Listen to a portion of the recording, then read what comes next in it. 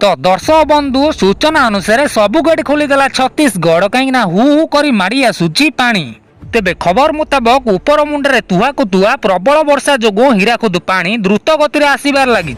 सेहीपरि जहाँ जोगु वर्तमान हीराकुद नदीर जलस्तर वृद्धि पाइबार लगी। से पूर्व सूचना अनुଯାयी छत्तीसगढ़ कोलाम बैराजर सबु गेट खोली देइतिला पुणी थर एबे 66 गेट खोली देइछि। एपरि सुओ काटी छत्तीसगढ़ हु करी सबु पानी ओडिशा मुहां हेउछि। तेबे निकटरे हीराकुदर जलस्तर वृद्धि जोगु हीराकुदर गेट खोली देबे बोली हीराकुद कर्तृपक्षଙ୍କ तरफରୁ सूचना मिलिछि।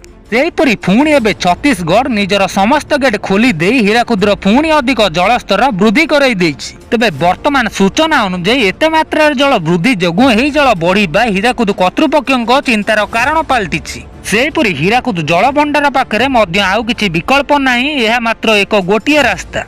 कहीं हीराकुद तार जल भंडार गेट बाध्य होई खोलिया पई जाउछि। आ जदि हीराकुद तार जल भंडार गेट खोलिबो तेबे एते मात्रा जल माड़ी आसीबो जे ओडिशा बुड़ीबार बहुत आशंका रहिछि। तेबे तलिया अंचल संपूर्ण भाव जलमग्न होइजियो बोली मध्य हीराकुद कर्तृपक्ष आगुआ सूचना देइछन्ति। कहीं ओडिशार एक बड़ बन्यार समस्या आगामी समय उपजिया पई जाउछि। दर्शक बंधु एभली खबर अपडेट पाइबा लगी आम सह आगकु जोड़ी रुहंतु। एहा सहित आम पेज को लाइक करंतु, कमेंट करंतु एवं शेयर करंतु। धन्यवाद।